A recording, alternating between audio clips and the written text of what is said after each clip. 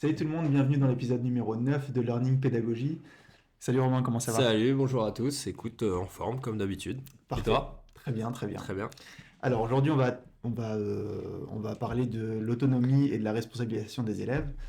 Alors est-ce que ça t'est déjà arrivé à toi et aux auditeurs certainement d'avoir un élève qui tu vois traîne avant de travailler, qui est mal organisé, qui attend, tu vois, qui attend avant que... Je pense que c'est déjà arrivé à tout le monde. Alors c'est un sujet qui va pas, enfin, qui va intéresser les parents aussi. Ouais, Parce que souvent, tu sais, les enfants, ils attendent que tu leur dises, bah vas-y, range ta chambre, fais ci, fais ça. Et du coup, ça crée une espèce de frustration en nous parce qu'il suffit de faire quelque chose de très simple pour, tu vois, pour gagner en organisation, pour être un petit peu plus autonome mm, et faire vraiment les choses. Et aujourd'hui, justement, on va voir quels sont les obstacles différents qui peuvent freiner les élèves ou les enfants à être moins autonomes ou à pas être responsables du tout.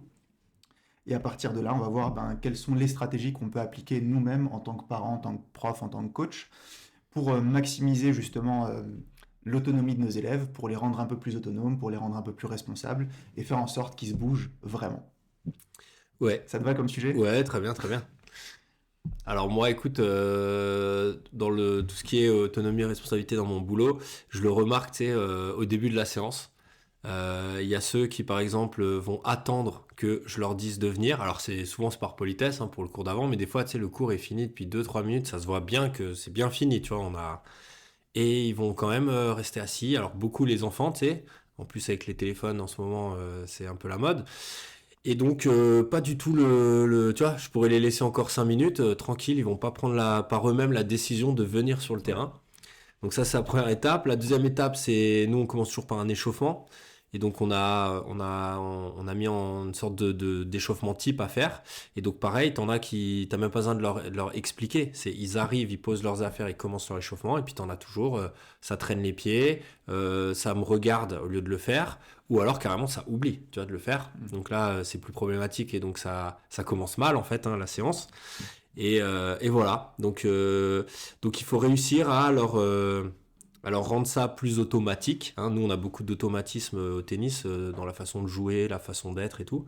Et moi, tu vois, dans mon contenu de séance, mon début de séance, j'essaye de travailler là-dessus. Donc, alors on verra après ce qu'on va dire, mais oui, oui, moi j'ai des cas concrets Ouais. Ouais, j'imagine, ouais. d'autonomie ou de responsabilité ou pas du tout. Ouais. Ouais, carrément. Et en fait, c'est un enjeu majeur dans l'éducation parce que Mm. ça permet de développer la confiance en soi, ça permet de développer la préparation à la vie adulte. Tu vois directement si la personne est motivée ou pas, si elle vient Ouais. avec une bonne intention ou alors si elle vient juste par obligation. Enfin, ça a développé la capacité à prendre des décisions et la résilience face à l'échec Ouais, aussi. et la concentration. Et la Parce concentration, qu'en on en avait gros, parlé. voilà, t'es dans ton contexte, toi, je sais pas, quand ils arrivent, il y a cours avec toi. Bon, bah, c'est un contexte, je me concentre sur où je suis, ce que je fais. Moi, ils arrivent sur un terrain de tennis, tu sors de la vie d'avant, je sais pas, t'étais à la maison, à l'école, etc. T'arrives, hop, t'es dans un cadre et voilà, faut automatiser des choses pour réussir à être concentré dans la pratique. Mm, tout à fait. Et moi, j'ai un tout petit coup de gueule à passer Ah, attention. par rapport à certaines profs de maths. Parce que, en fait, à l'école, quand tu veux devenir prof de maths, on t'apprend pas tout ce qu'il faut. Tu vois, on t'apprend pas à développer ta pédagogie, on t'apprend voilà, à faire des maths, mais on t'apprend pas à développer ta pédagogie. Et pour moi, ça, c'est un travail qu'on doit faire personnellement. Et, euh, et souvent, tu vois, je vois des profs de maths, ils ont mis de la programmation, des algorithmes, tu vois, dans le programme de maths aujourd'hui. Et en fait, il y a pas mal de profs de maths qui soit ne le traitent pas, alors pas tous évidemment, mais il y a pas mal de profs de maths qui ne le traitent pas du tout, ou alors qui voient ça, mais vraiment à la légère, parce qu'ils se disent, voilà, on n'a pas été formé pour ça, donc je suis incapable de te l'enseigner. Sauf que nous, nos élèves, on leur dit, enfin, tu vois, ils sont pas préparés aussi à développer des connaissances, compétences en maths. Mais par contre, on s'attend à ce que eux, ils amènent un certain travail personnel, que eux-mêmes, ils soient autonomes et qu'ils apprennent par eux-mêmes, qu'ils fassent des erreurs et que malgré les erreurs, ils essayent, ils essayent, ils essayent. Et j'en vois beaucoup, en fait, qui se lancent pas là-dedans, des profs de maths. J'en vois beaucoup qui se lancent pas dans l'algorithmique et le Python. Ça s'appelle Python, en fait, le logiciel qu'on utilise. Et du coup, ça donne une image pas responsable en tant que prof. Et donc, les élèves, inspire pas à devenir responsables non plus. Si Mm. nous-mêmes on se trouve des excuses à nous dire, bah, en fait, nous, l'éducation nationale nous a pas préparés à ça, bah, les élèves ils vont se dire, bah, nous, les profs, ne nous ont pas préparés à ça. Et en fait, c'est un espèce de cercle où les élèves ils sont pas préparés à cause du prof, les profs sont pas préparés à cause de l'éducation nationale. Et en fait, personne n'est responsable. Et l'éducation Tout le monde nationale se se dit, bon, renvoie les le. profs, ils sont censés, tu vois, apprendre aux gens à apprendre, et eux-mêmes ne sont pas capables d'apprendre tout seuls, tu vois. Donc Ok. on a toutes les ressources, et je pense que il faut se lancer un petit peu dans des challenges, il faut se responsabiliser et se dire que, ok, l'algorithmique c'est difficile, ok, mais qu'est-ce que je peux faire si moi je suis capable d'enseigner des maths à un élève qui connaît pas du tout le chapitre? Est-ce que moi en tant que prof, je suis capable aussi de me lancer dans un truc avec à chercher des ressources sur internet, à acheter des livres ou à regarder des vidéos sur YouTube, des tutos, à apprendre la programmation, les bases de la programmation. Parce qu'en terminale, enfin jusqu'à la terminale, c'est de la programmation de base, c'est pas des trucs de ouf. Donc voilà, petite parenthèse. Mais je pense que c'est important, tu vois. Ouais. On parlait, tu vois, des choix faciles, choix difficiles. Si on met un enfant de 8 ans et qu'on le met dans une boulangerie et qu'on lui dit, voilà, maintenant tu as le choix entre un pain tout sec, un pain normal et un petit pain au chocolat, un croissant aux amandes, un truc sympa, bah évidemment qu'il va choisir le truc sucré parce que c'est bon, tu vois. Donc le choix facile, il n'est pas toujours bon à long terme, mais Mm. par contre, faut choisir, tu vois, de temps en temps ce pain, parce qu'au bout d'un moment, il y aura plus de boulangerie, tu vois. Bon, j'abuse un peu, mais c'est un peu ça, tu vois. Au bout Ouais. d'un moment, il y aura plus de profs de maths. Et Ouais. après, quand on va remplacer les profs de maths par des intelligences artificielles ou je sais pas quoi, c'est pas à ce moment-là qu'il faudra pleurer et se dire bon, bah, au final, on a été remplacé et on peut Mm. rien faire face à ça parce qu'on s'est pas mis dans le dur, tu vois. On a choisi la facilité. Au bout d'un moment, un Mm. prof facile, on peut le remplacer. Un prof Ouais, ouais. qui essaye de développer des choses chez ses élèves, qui essaye de se remettre en question, qui choisit la difficulté, au-delà d'apporter un truc concret à l'élève, ben, il inspire l'élève à aussi se mettre Mm. en difficulté et c'est un exemple. Ouais. Enfin bref. Non, non, mais ouais. Mais je trouve que Nous, c'est je vois important. dans l'enseignement du tennis, il y a eu beaucoup d'évolutions dernièrement. On a changé un peu le matériel, tu vois, on a adapté aux enfants. Il y a il y a différents profs qui ont développé leur méthode d'enseignement, tu vois. Je pense à Le Thor, pour ceux qui connaissent, et qui, voilà, qui rabat les cartes sur la pédagogie qu'on avait à l'ancienne. Moi, Mm. quand j'étais jeune, j'ai pas eu de balle adaptée, j'ai tout de suite joué dans un terrain adulte, j'ai dû m'adapter très vite et en fait, fallait être un peu résilient pour tu vois, jouer au tennis correctement parce qu'il y avait moyen que ce soit vite trop compliqué Mhm. et je fais une année et puis j'arrête, tu vois, et j'ai pas mal de potes qui ont arrêté parce que c'était dur le tennis, tu vois. Donc oui, je vois de quoi tu parles. Parfait. Bon, en fait, c'est un peu comme si, tu vois, toi, en tant que coach de tennis, tu passais ton temps à dire, ouais, mais c'est la C'est comme... Fédération française de tennis qui m'a pas apporté les... Tu vois, Ouais, si ouais. tu veux être un Mm. bon coach, c'est à toi de devenir un bon Bah ouais, coach. puis de te former, hein. Moi, je fais des... Voilà, je me forme un peu à côté régulièrement pour essayer de, voilà, je me remettre en question et puis adapter ma pédagogie, ouais, c'est sûr. Mm. Parfait. Alors, par rapport aux attitudes qu'on peut avoir en tant que prof, parent, coach, comme j'ai dit, de toute façon, il y a plein de parents aussi qui nous regardent. Mm. Et les parents, pareil, ça peut être utile pour les enfants. Donc le contexte est différent parce qu'on est dans un contexte familial, mais ça peut aussi être utile. Il y a trois attitudes, je pense, qu'on peut avoir face à un élève pour augmenter sa responsabilisation ou pour augmenter son autonomie. Déjà, avoir un comportement nous-mêmes responsable. Mm. Donc je vais pas Montrer l'exemple. réillustrer ça Mm. par un exemple, mais c'est ce qu'on disait tout à l'heure avec, par exemple, les algorithmes et la programmation au lycée en tant que prof. Ensuite, je pense qu'il est important d'encourager l'autodirection. Alors, l'autodirection, c'est le fait de faire en sorte que on aide l'élève à définir son propre objectif. Tu vois. Donc, par exemple, on va lui dire ok, tu vas être bon en maths, tu vas avoir 15 en maths, tu vas avoir 16, 18, ce que tu veux. Euh, c'est quoi ton objectif à toi? Tu vas vouloir travailler combien de fois par semaine? Donc, le travail perso, par exemple, on va se dire ok, ben, on va travailler 15 minutes le lundi, 15 minutes le jeudi et 30 minutes le week-end, par exemple. Tu vois. Et on va lui demander, c'est l'élève lui-même qui va nous dire ben, moi, je me sens capable de travailler tant et tant de temps au lieu de lui imposer nous-mêmes, ben lundi tu taffes ça, ici tu taffes ça, ici tu taffes ça. J'ai remarqué qu'avec mes élèves, il y a beaucoup plus de chances que l'élève le fasse quand l'objectif vient de lui-même plutôt que Mm. si moi je lui Ouais, ça le impose le truc, motive tu vois. plus, ouais, c'est sûr. Mm. Parce que c'est lui qui a pris l'initiative. Et voilà. Donc, Mm. au niveau de la planification des tâches, faire participer l'élève, ça peut vraiment bien jouer. Et ensuite, un truc dont j'ai beaucoup parlé, c'est l'écoute active. Essayer de comprendre pourquoi est-ce que l'objectif il est important, pourquoi est-ce que enfin, essayer de comprendre la situation et de voir comment est-ce que l'élève peut avancer, quels outils est-ce qu'on peut lui apporter. Parce que souvent, moi je le vois par exemple en ce moment avec les élèves de première ou terminale, alors élèves de première qui veulent garder leur spécialité en terminale, sur le choix de leur spécialité en terminale, ou les élèves de terminale qui veulent s'inscrire, tu sais, sur Parcoursup. J'en vois beaucoup, tu vois, qui sont un peu perdus, qui savent pas trop comment faire, et je vois pas mal de profs et pas mal de parents qui disent, bah, en fait, tu devrais faire ça. Sauf que tu devrais faire ça par rapport à la situation et par rapport au projet professionnel.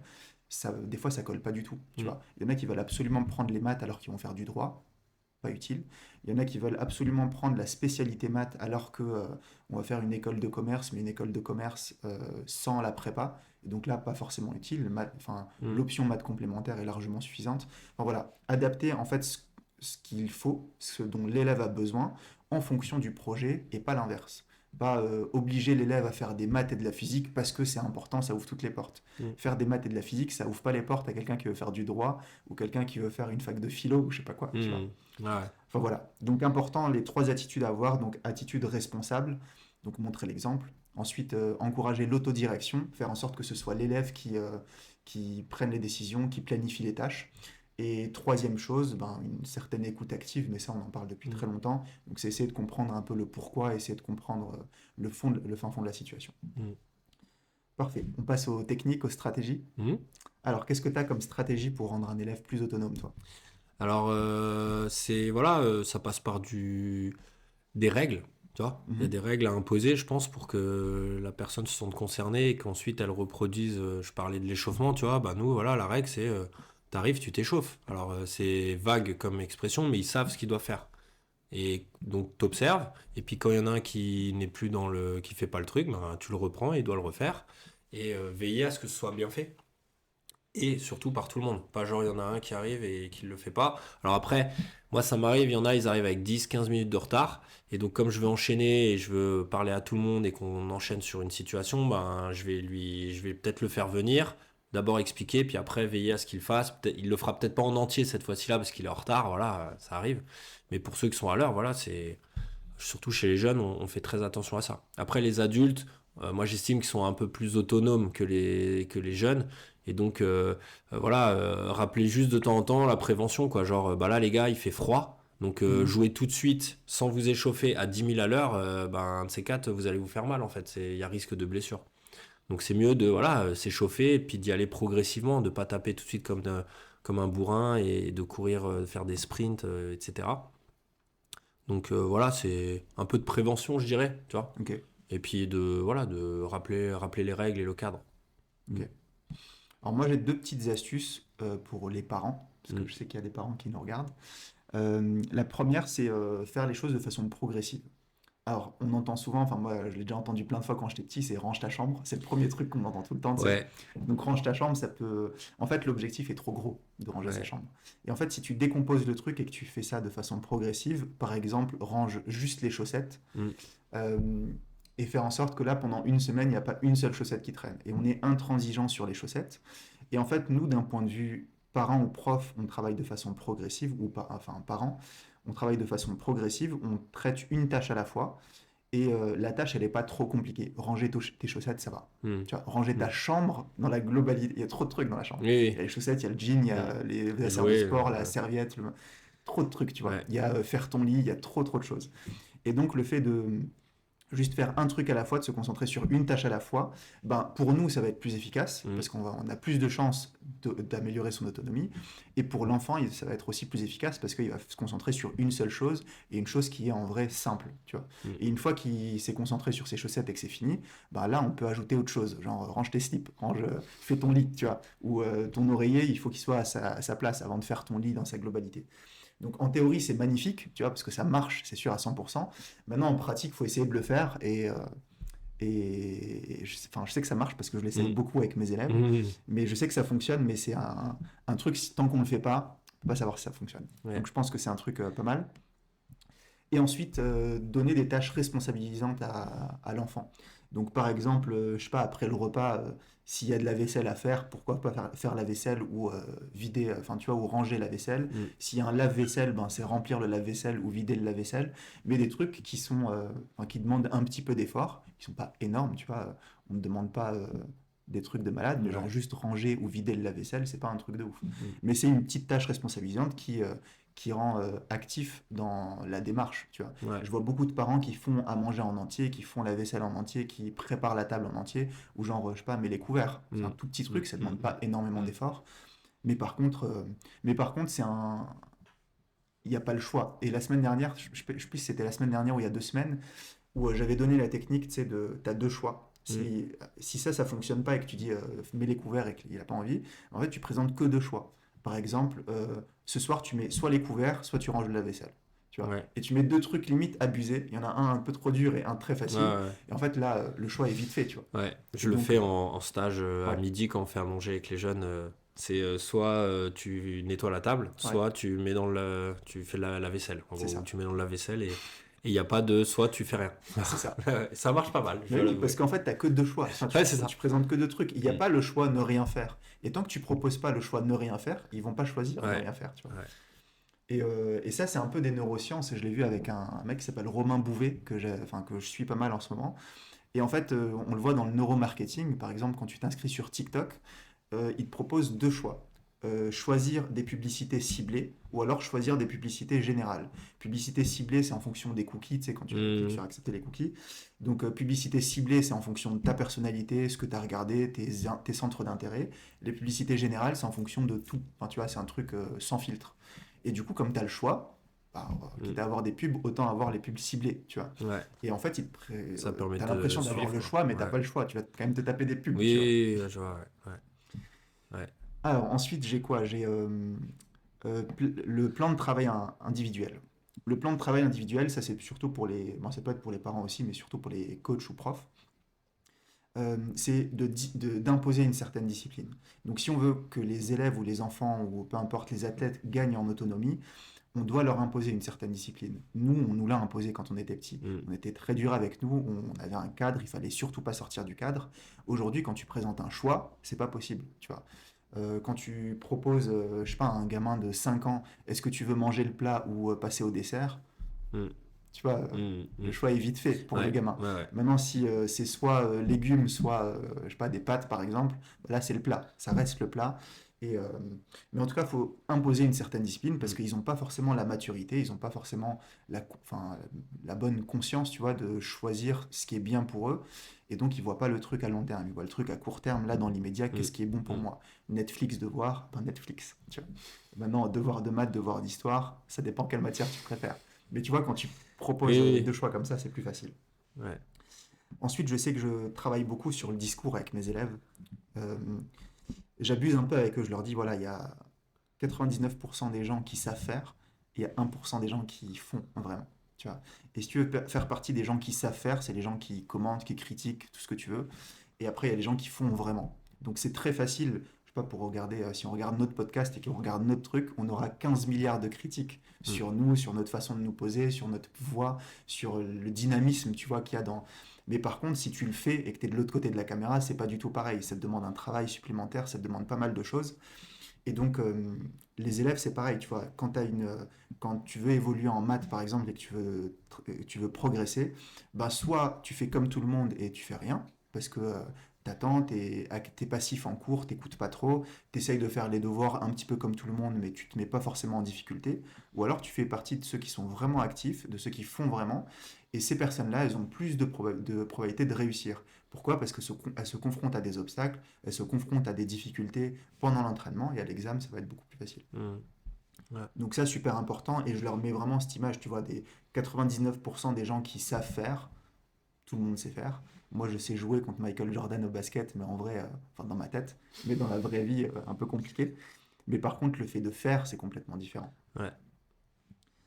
Est-ce que tu as encore d'autres choses, toi? Ouais, moi je reviendrais juste un peu à l'éducation, tu vois, tu sais, enfin, c'est vrai que nous, plus jeunes, je trouvais, moi des fois, je suis devenu autonome où je faisais les choses vraiment par peur, en fait. Tu vois, il suffit que j'ai un prof autoritaire, ben je savais que voilà, il fallait que ce soit fait en temps et en heure et je le faisais, tu vois. Ou quand des parents ou des grands-parents te parlaient un peu de l'avenir, tu sais, te disaient voilà, il faut que tu bosses à l'école pour avoir un métier, genre de truc. Donc le fait qu'en fait, si tu le fais pas, ta vie elle risque d'être galère en fait. Tu sais, si tu comprends bien le message, ben si t'es un peu réceptif à ça, ben, du coup, tu vas te mettre à faire les choses, en fait. Et tu vas avoir une sorte de responsabilité qui va naître en toi de, ouais, il faut que je me construise un avenir, tu vois. Mm. Ça peut être pour l'éducation, ça peut être, moi, tu vois, voilà, dans le tennis, à un moment, bah ouais, si je veux être meilleur et avoir un meilleur classement, bah, faut que je m'entraîne un peu plus, en fait. Mon entraîneur, il me donne un certain nombre d'heures par semaine, mais je peux très bien jouer à côté, en faire un peu plus, et comme t'expliquais avec les maths avant, ceux qui vont se donner un peu plus les moyens, tu vois. Mm. Et si tu as un objectif bien clair, on en revient à la fixation d'objectif, ben après, il y a des choses qui te paraissent naturelles de faire, mais en fait, tu t'es juste responsabilisé par rapport à ton objectif, tu Mm. vois.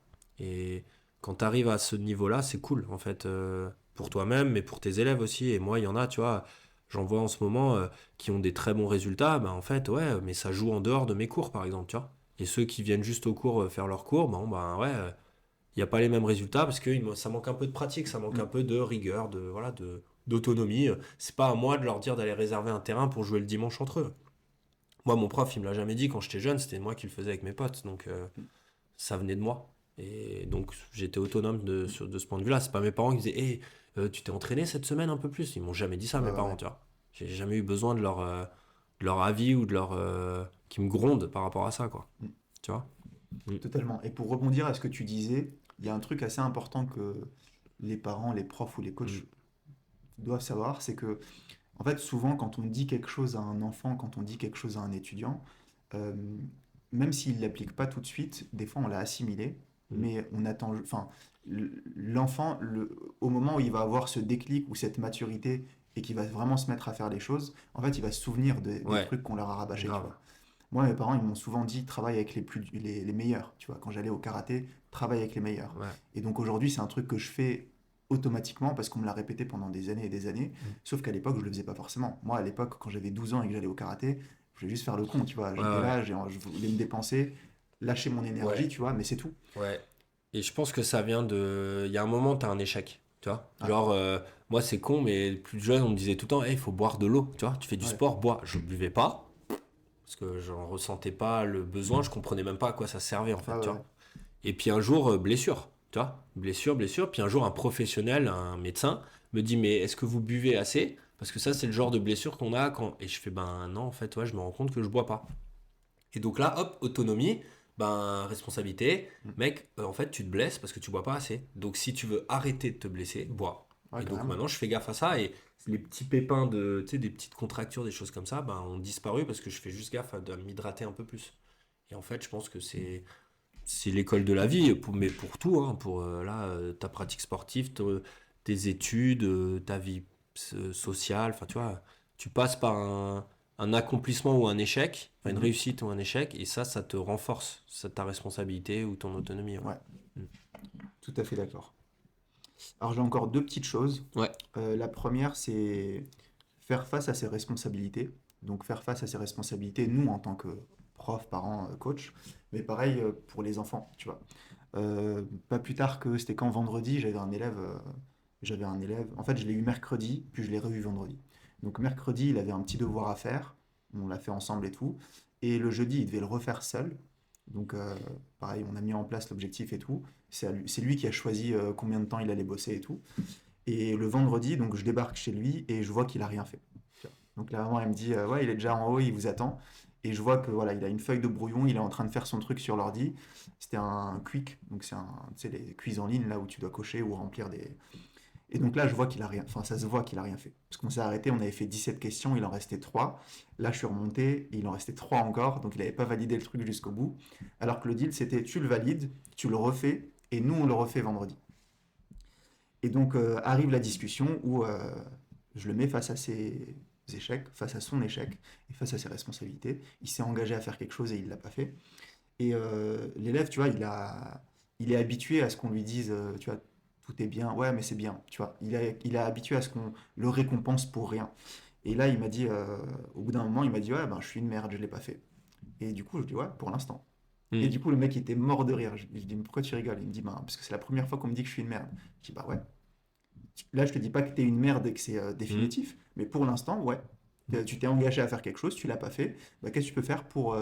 Et là, c'était la première fois. Le mec il était vraiment mort de rire pendant 5 minutes. Mm. Et le mec, il me disait, franchement, c'est la première fois qu'un prof ou qu'un coach, il me dit oui, t'es une merde. Et qu'il dit oui à cette question. Et parce qu'en fait, il a l'habitude, tu vois, de s'auto-saboter, tu sais, de dire oui, je suis une merde, machin. Et les profs ou les parents, ils disent, mais non, dis pas ça. Ah, si.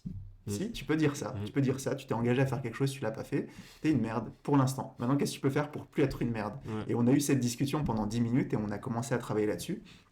Et je pense que des fois, tu vois, quand l'enfant il te dit, bah ouais, j'ai fait de la merde, ah mais je suis con, bah ouais, ok, t'es con pour l'instant. Mm. Qu'est-ce que tu peux faire pour pas être con maintenant?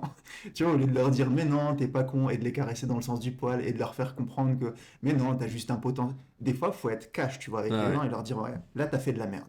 Maintenant, qu'est-ce qu'on peut faire pour que ce niveau de merde, tu l'aies plus? Qu'est-ce qu'on peut faire pour que tu te sentes plus comme une merde Mm. aussi?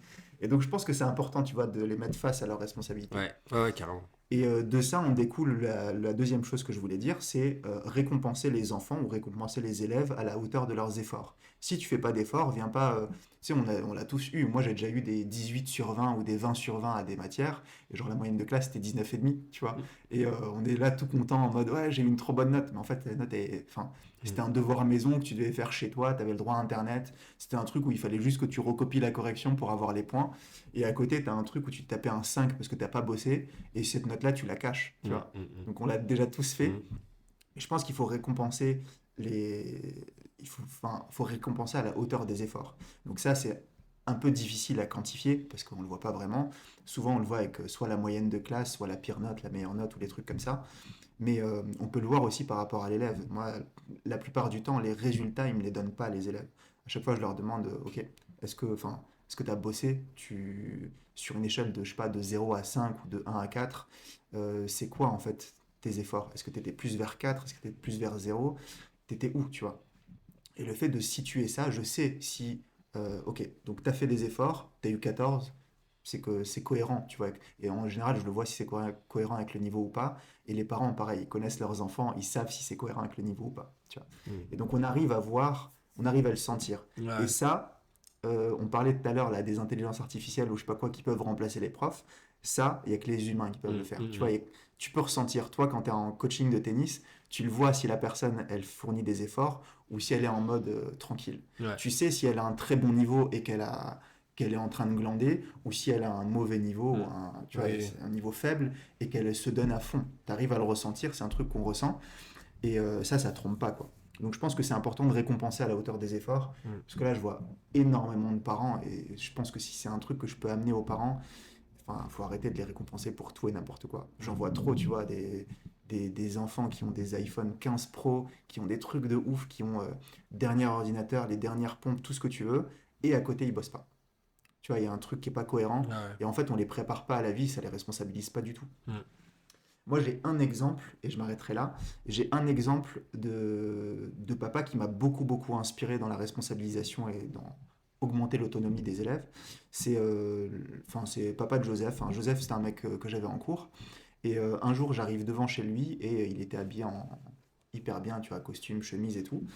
Et du coup, je lui demande, mais où est-ce que tu vas? Et il me dit, bah, en fait, je vais à la banque et, et il allait à la banque pour faire un prêt pour ses études. Alors, juste pour le contexte, ses parents, ils sont multimillionnaires, je pense. Ils ont une grosse, grosse boîte. Ils ont largement les moyens de lui payer toutes les études qu'il veut. Et du coup, il me disait, ben voilà, mon père, il m'a dit, on contracte un prêt à ton nom. Si tu réussis tes études du premier coup, que tu arrives à gérer, tu vois, l'équilibre entre je kiffe ma vie d'étudiante et je réussis mes études en même temps, il n'y a aucun souci, ton prêt à la fin de tes études, je te le règle. Tu vois. Ou alors, maintenant, si tu veux trop profiter, bien, il y a un prix à payer pour ça. Et donc, si tu veux trop profiter, beaucoup sortir, avoir la dernière voiture que tu veux, faire la fête et tout ça, mais qu'à côté, tu n'es pas face à tes responsabilités, tu réussis pas tes études du premier coup, et ben, du coup, c'est toi qui. Moi, je rembourse rien du tout, et ton prêt, il sera pour toi. Et le prêt, c'est, je sais pas combien, 40, 50 000, Ouais, 80 ouais. 000 euros. Mais par contre, tu vois, ça sensibilise Voilà, c'est sûr directement. que le mec, il Et se. là, en maturité, tu gagnes direct 3 ans, tu vois. Ouais, c'est Alors que, sûr. bon, après, il faut avoir les moyens de le Oui, faire, oui. évidemment. Mais tu Mais peux le avec faire des, sous une autre forme, mais c'est ouais, ça, ouais. avec des Ouais. moyens différents, tu peux aussi le faire. Mm.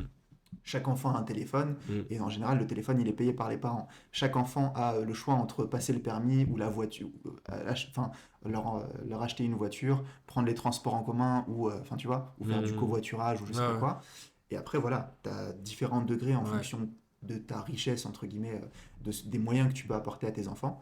Mais je pense que c'est important, tu vois. Et ça, franchement, ça m'a donné une bonne leçon. Mm. Une bonne leçon, et je le prends vraiment comme exemple assez souvent comme papa, parce que ça m'a vraiment mis Ah, une petite t'aurais pu le claque en tant mettre que en balance pédagogue. ton mentor, non, Ouais, à la j'aurais pu. limite. Ouais. Bon, bah, ça tombe bien, on va passer du coup au balance ton mentor. Ouais. Donc, comme d'hab, 5 minutes pour éviter qu'on parle trop longtemps Mm. sur un balance ton mentor. Donc, une petite idée, un truc qui t'a inspiré, une citation, un livre, une personnalité publique ou pas publique, on s'en fout. Tu veux commencer? Vas-y, je te laisse commencer aujourd'hui. Top. Ok, alors moi, c'est une citation de Gandhi qui dit: Soyez le changement que vous voulez voir dans le monde. Moi, j'ai lancé ma carrière en tant que coach, en tant que prof, sur, sur un truc où je me suis dit, tu vois, les profs de maths, ça m'a toujours énervé parce que ils ont du mal à expliquer, ils ont du mal à attirer l'attention, ils ont du mal, tu vois, à susciter de l'intérêt chez l'élève et à créer un espèce de lien entre l'objectif, entre la matière et l'élève. C'est souvent le prof qui a ce lien puissant avec la matière, mais en vrai, l'élève, il est juste spectateur et il s'en fout un peu des Mm. maths, tu vois. Mm. Et donc moi, ça a été mon challenge au début. Et je me suis dit, ben voilà, si je me plains pendant toute ma scolarité, je me suis plaint des profs de maths, vu que j'ai fait un master en maths, je me suis plaint des profs de maths au collège, au lycée, à la fac, en licence, en master. Je me suis toujours plaint d'eux et je me dis, ben tu sais quoi, tu fais le malin, t'arrêtes pas de critiquer, ben vas-y. T'as qu'à devenir un excellent prof de maths, t'as qu'à devenir un bon prof de maths, fais ce que les autres n'ont pas réussi à faire. Et, euh, et voilà, c'est très facile de critiquer, c'est très facile de dire, ben t'es un prof, tu fais de la merde, ben vas-y, fais-le. Euh, Mets-toi ce challenge et fais-le et essaye de le faire correctement. Et développe ce courage, développe toutes les compétences qui sont nécessaires pour amener ce dont les élèves ont vraiment besoin. Amène-leur les armes, amène-leur les outils. Et voilà, je pense que c'est important. Et aujourd'hui, j'ai développé au maximum, tu vois, toutes les compétences que j'ai en maths. Je pense que j'ai atteint un petit niveau quand même en tant que prof de maths. Je vois les résultats que j'ai. Mais je pense que c'est important, tu vois, Mm.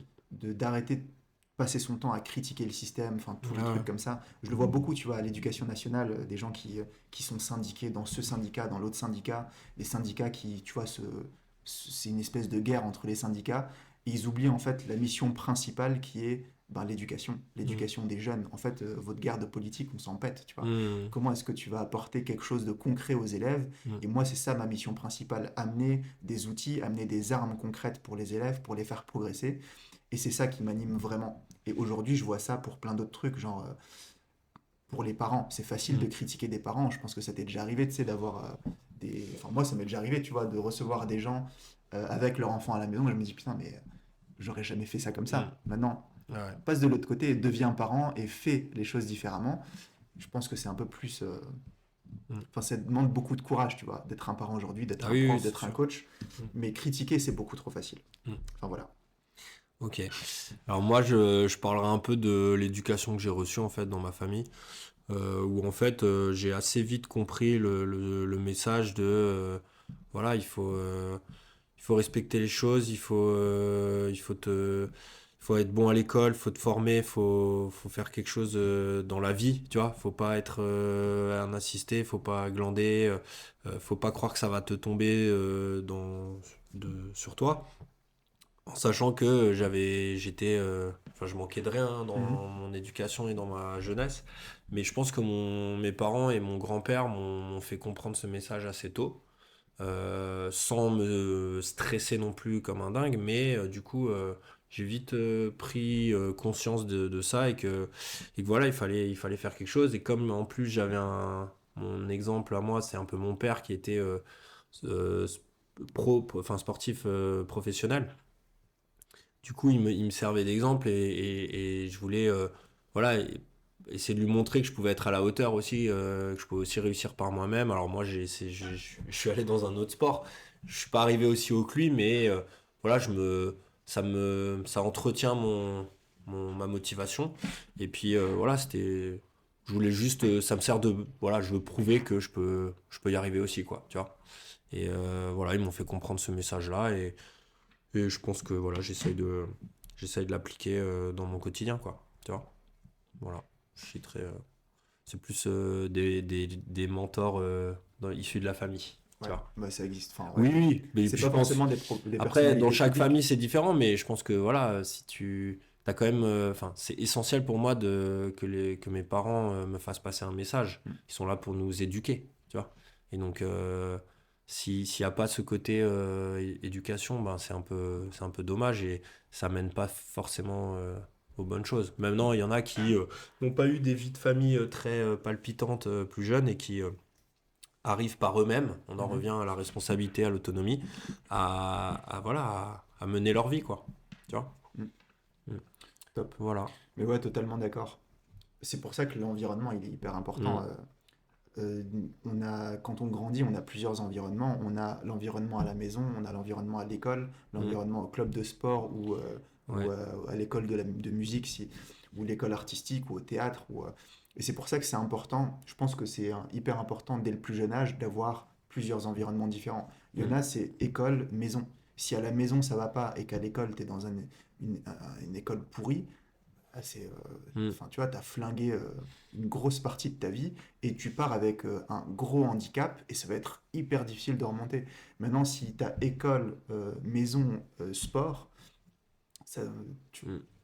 tu vois, tu peux déjà, si tu tombes Ouais. sur un bon coach ou Oui, un bon oui, prof à l'école ou quelqu'un à la maison oui. Ouais. qui, tu vois, Ouais, te puis met qui te sous ses véhicule bras. des messages, des valeurs. Ouais, Et puis voilà. Après, les valeurs, les messages, tu peux les avoir, comme tu as dit, maison, sport, éducation, amis, ouais, famille.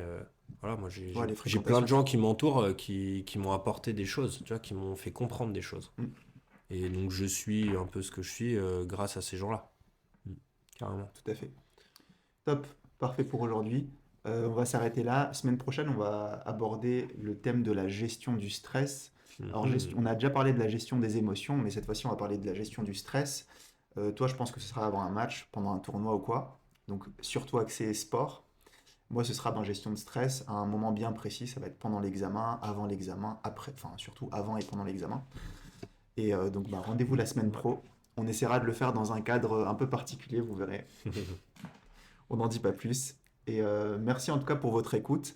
Sachez que chacun de vos j'aime, chacun de vos commentaires, chacun de vos messages qu'on reçoit, ça nous encourage vraiment à continuer parce que enfin, voilà, ça valorise un petit peu notre travail. C'est beaucoup, beaucoup d'efforts de notre part de créer ces petites vidéos.